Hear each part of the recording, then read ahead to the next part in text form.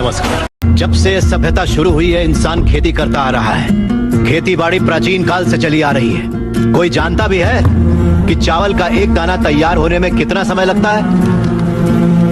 नहीं जानता। 120 दिन 120 दिन तक जब एक किसान का पसीना उस धान के खेत की मिट्टी में बूंद बूंद मिलता है, तब जाकर अन्न पैदा होता है। और ये भी बता दूं कि हमारे देश में खाना बर्बाद नहीं किया जाता। अगर वही देश किसानों को बर्बाद होता देखता रहे तो फिर हम किसके पास जाएंगे? खाना खिलाने वाले से कहा जाता है अन्नदाता सुखी भवतु। ये अन्नदाता है कौन? खाना पकाने वाला या परोसने वाला नहीं है, अन्न उगाने वाला है।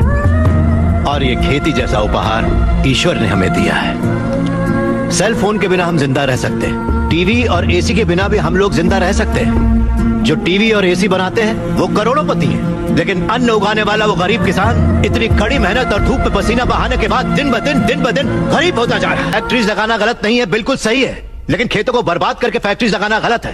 इस देश में कितनी ही बंजर जमीनें हैं, कितनी ही पथरीले जमीनें हैं। क्यों? क्योंकि वहाँ पर पानी नहीं है, इसीलिए खेती करने में इतनी परेशानी उठानी पड़ती है। जरा सोचकर जवाब दीजिए कि किसान पानी लेने कहाँ जाएगा? इस देश में पिछले 10 साल में 1,71,105 से ज्यादा किसान आत्महत्या कर चुके हैं। उसमें से 25,000 से ज्यादा किसान तो इसी इलाके में रहते थे।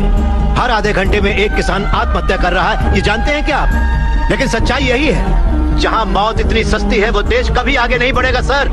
तकरीबन 10 लाख से ज्यादा किसान अपना पेट पालने के लिए गांव छोड़कर शहर में मजदूरी करने आ जाता है। जो हमारे देश की रीढ़ की हड्डी है वो बिल्डिंगों में चौकीदारी करता है। जो किसान हमारा भगवान है, अन्नदाता कहलाता है, वही मंदिरों के सामने भीख मांगता फिर रहा है। वादों पर मत जाइए, जमीन पर आ जाइए। एक कॉर्पोरेट में काम करने वाला हजारों करोड़ का उधार लेकर विदेश भाग गया और वहाँ बैठकर विदेशी शराब पी रहा है। सिर्फ 5 या 10 हजार उधार लेने वाला किसान जहर पीकर अपनी जमीन पर जान दे रहा है। इन कॉर्पोरेट्स की काली करतूतों की वजह से हमारी हरियाली जली जा रही है। खेत सींचने वाली नदियां फैक्ट्री से निकलने वाले गंदे पानी से जहरीली होती जा रही हैं। ये मल्टीनेशनल कंपनीज की मशीनें हमारी खेती वाली जमीन पर कब्जा करके उन्हें खत्म करती जा रही हैं। पर ये दिखाई नहीं देता। किन फैक्ट्रीज की बात कर रहे हैं आप? सारे हेल्दी फूड्स में मिलावट करके ये उसे बर्बाद करते जा रहे हैं। अंडे को शैम्पू में, गाजर को क्रीम में, सोया को साबुन में। 2 रुपए का अंडा 10 रुपए में, 10 रुपए का गाजर 100 रुपए में खरीद रहा है ये कॉर्पोरेट वर्ल्ड। इस रेट पर क्या कोई गरीब खरीद पाएगा? फिर भी ये पैसा किसान या गरीब तक कभी नहीं पहुंच पाता, क्योंकि बिचौलिए ले जाते हैं। ये बिचौलिया धीरे धीरे और अमीर होता जाता है।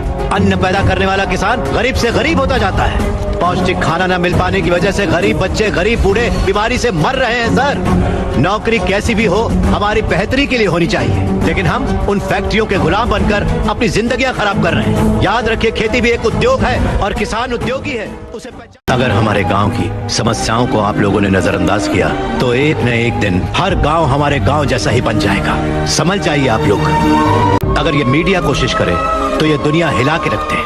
वो ताकत है आप में। लोगों के दर्द को आपको बताने के लिए आपको परेशान किया, उसके लिए माफी चाहिए।